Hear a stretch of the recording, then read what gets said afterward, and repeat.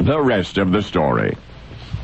Dear Lord, Jean prayed, you know my husband's a good man, a gentleman. He doesn't hate anyone. He doesn't belong in a fight. So please, whispered Jean, her eyes squeezed tight shut, please don't let him get killed over there.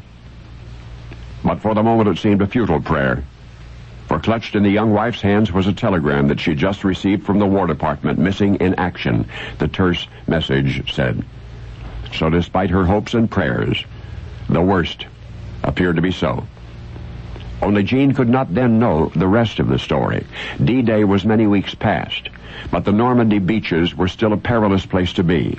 A month to the day after Private Arthur had shipped out, he found himself with the 28th Infantry in the Vier section of that now renowned battlefield, bristling with German snipers. The young soldier had just set up his machine gun at Saint-Lô. He was filling his canteen when his thoughts turned to his wife Jean back home. Today, August 15, was their 4th wedding anniversary. Private Arthur put the canteen down. He bowed his head. Look after my wife and our baby Eileen, he said. And then the young soldier prayed something else, a fervent, silent, secret prayer. Moments later, even before he had unclasped his hands, a Nazi mortar shell exploded next to him, blew him completely off his feet, sent him sprawling to the dust. Dazed, he glanced down at his twisted, contorted right leg. He could still move his foot a little, and surprisingly, he was not yet in much pain, but then he saw the shrapnel gash in his thigh, and the blood gushing out of it.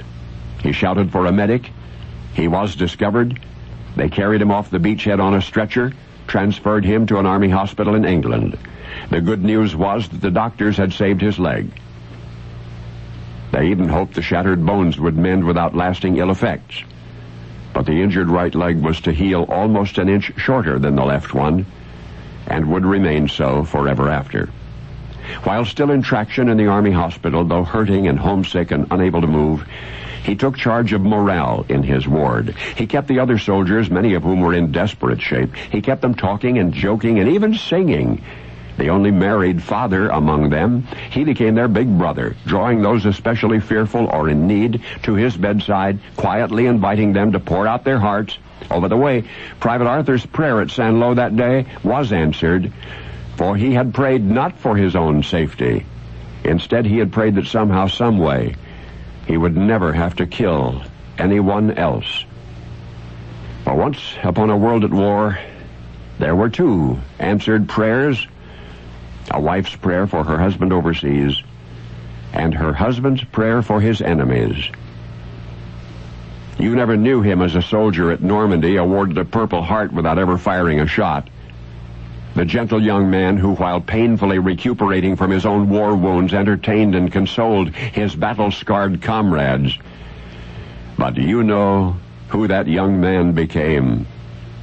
He became Jackie Gleason's goofy sidekick, the hilarious honeymooner, who all the while he was making us laugh, skillfully concealed a war remnant limp. Just a nice guy who got to come home. Art Carney. Now you know the rest of the story.